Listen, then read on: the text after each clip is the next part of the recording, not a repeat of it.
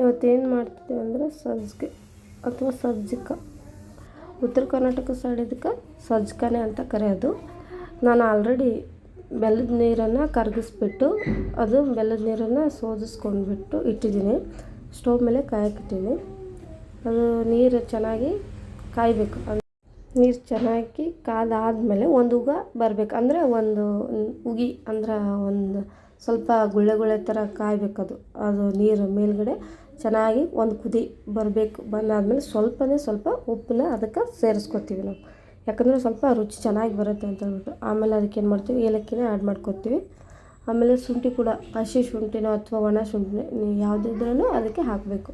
ಅದಾದಮೇಲೆ ಸ್ವಲ್ಪ dry fruits ಇದ್ರೂ ಹಾಕ್ಕೊಳ್ಳಿ. ನಮ್ಮ ಮನೆಯಲ್ಲಿ ಡ್ರೈ ಫ್ರೂಟ್ಸ್ ಹಾಕಿಲ್ಲ, ನಾನು ಬರೀ ಒಣ ದ್ರಾಕ್ಷಿ ಇರೋದ್ರಿಂದ ನಾನು ಒಣ ದ್ರಾಕ್ಷಿನೇ ಹಾಕಿದ್ದೀನಿ.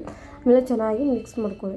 ಚೆನ್ನಾಗಿ ಮಿಕ್ಸ್ ಮಾಡ್ಕೊಂಡಾದ್ಮೇಲೆ ಅದಕ್ಕೆ ಮೀಡಿಯಮ್ ರವೆ ಬರುತ್ತಲ್ವ ಅದನ್ನು ಹಾಕ್ಕೊಳ್ಳಿ. ಮೀಡಿಯಮ್ ರವೆ ಅದರಿಂದ ಮಾಡಿದ್ರೆ ತುಂಬ ಚೆನ್ನಾಗಿ ಮೆತ್ತಗೆ ಆಮೇಲೆ ಸಾಫ್ಟಾಗಿ ಬರುತ್ತೆ. ಆದರೆ ದಪ್ಪ ರವದ್ದು ತೊಗೊಂಡು ಮಾಡಿದ್ರೂ ಚೆನ್ನಾಗಿರುತ್ತೆ, ಆದರೆ ಅಷ್ಟೊಂದು ಸಾಫ್ಟ್ ಅನಿಸಲ್ಲ ಅದು. ಅದಕ್ಕೆ ನಾನು ಮೀಡಿಯಮ್ ರವೆನೇ ತೊಗೊಂಡ್ಬಿಟ್ಟು ಇವತ್ತು ಸಜ್ಜಿಗೆನೇ ಮಾಡ್ತಾಯಿದ್ದೀನಿ.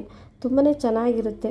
ಅಂದರೆ ನಮ್ಮ ಕಡೆ ಜಾಸ್ತಿ ಉತ್ತರ ಕರ್ನಾಟಕ ಸೈಡ್ ಬಾಣಂತಿಯರಿಗೆ, ಮಕ್ಕಳಿಗೆ ಎಲ್ಲನೂ ಸಜ್ಜಿಗೆ ಅಂದರೆ ಮೀಡಿಯಮ್ ರವೆದಿಂದಲೇ ಮಾಡ್ಕೊಳ್ಳೋ. ಅದಕ್ಕೆ ಚೆನ್ನಾಗಿ ಕುದಿಸ್ಬೇಕು.